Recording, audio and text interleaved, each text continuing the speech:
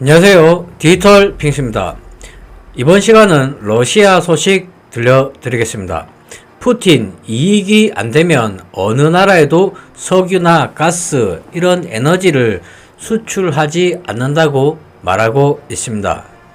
러시아는 이익이 나지 않을 경우에는 어느 나라에도 석유와 가스를 공급하지 않을 것이라고 블라디미르 푸틴 러시아 대통령이 7일 밝혔습니다.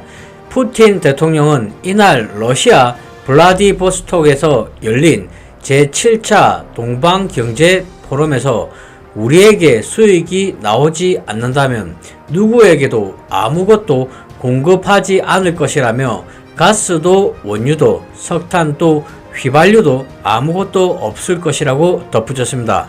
러시아는 혼합경제 국가입니다. 일부 소식통들은 러시아가 세계 천연 자원의 30% 이상을 보유하고 있다고 추정한답니다. 세계은행은 러시아 천연 자원의 총 가치를 75조 달러로 추산하고 있습니다. 러시아는 세계 최대의 검증된 천연가스 매장량을 보유하고 있으며 천연가스 최대 수출국입니다. 또한 석유 수출은 전 세계 2위에 있습니다. 사실 지금 현재 러시아와 우크라이나 그리고 미국을 지켜보자면 지금의 가장 중요한 열쇠는 러시아가 쥐고 있는 것으로 보이고 있습니다. 이번 일로 인해서 러시아는 오히려 탈달러화를 거의 완성하게 되었고 그리고 방대한 천연 자원을 러시아가 가지고 있습니다. 무려 전 세계 30% 이상의 자원을 러시아가 보유하고 있다고 공식적으로 추정하고 있습니다. 이렇게 전 세계 천연 자원의 30% 이상을 보유하고 있는 러시아에 대해서 G7 주요 7개국 재무장관들이 유가산재를 도입하려고 구상 중이랍니다.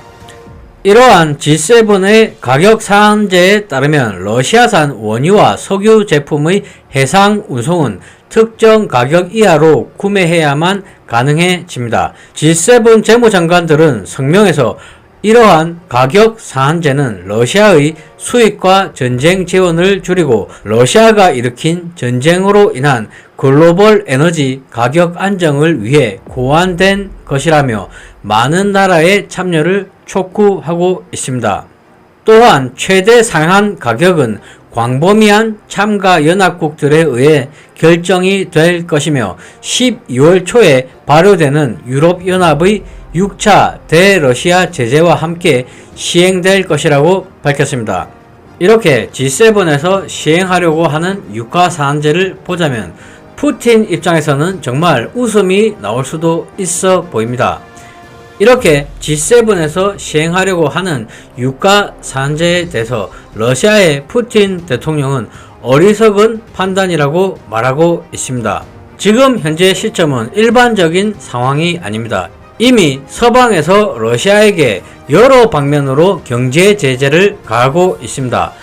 이러한 상황 속에서 러시아의 푸틴 대통령이 G7의 제재에 대해서 어떻게 대처할지는 보지 않더라도 저희들은 알 수가 있습니다. 당연히도 G7의 요구대로 해주지 않을 것으로 보입니다. 이러한 서방의 제재에 대해서 러시아의 푸틴 대통령은 서방이 세계를 향해 속임수를 자행하고 있다고 말했습니다. 푸틴 대통령은 서방 국가들이 식민지 국가들에나 할 법한 짓을 하고 있는 것이라고 비난하면서 개도국들은 속았고 계속 속아 넘어가고 있다고 강조했습니다. 이러한 접근법으로는 세계 식량 문제 역시도 더욱 심각해질 것이라고 말하고 있습니다. 이와 관련해서 미국과 EU 등이 주도하고 있는 대러시아 제재는 전 세계를 위협하는 열병이라고 푸틴 대통령이 비난하고 있습니다. 과연 미국, 러시아, 우크라이나, EU 이러한 대립 상황 속에서 가장 피해를 보는 사람들이 누구일지, 반면에 가장 이득을 보게 될 사람들은 누구일지 거기에 대해서 상당히 의문이 들고 있습니다. 다른 방면으로 보자면 미국은 북한에게 핵무기를 포기하라고 수십 년 동안 요구하고 있습니다. 또한 미국은 예전에도 우크라이나에게 핵무기를 포기하라고 요구한 적이 있었습니다. 그러한 상황 속에서 우크라이나는 결국 핵무기를 포기를 했었습니다.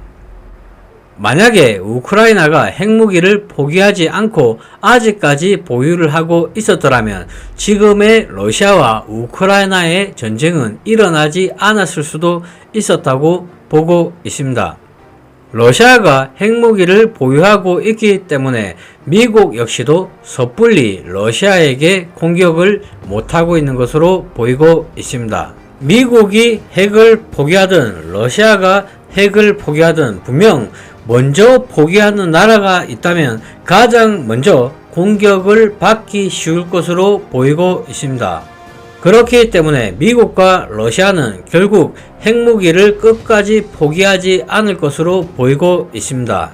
결국에는 이러한 강대국들의 힘겨루기에 가장 피해를 보는 나라들은 군사력과 경제력이 약한 수많은 나라들로 보이고 있습니다. 지금 보시는 것은 러시아를 대표하는 러시아의 RTS 인덱스입니다. 러시아를 대표하는 RTS 인덱스 역시도 어느정도 바닥을 딛고 다시 한번 어느정도 안정권에 들어온 것으로 보이고 있습니다. 과연 현재 21세기에서 핵이 사라지는 것을 먼저 볼 수가 있을지 아니면 핵이 먼저 사용이 되는 것을 볼 수가 있을지 알 수가 없습니다. 어떻게 되었든 간에 21세기에는 모든 핵이 사라지기를 바라면서 이상 방송을 마치겠습니다. 시청해 주셔서 감사합니다.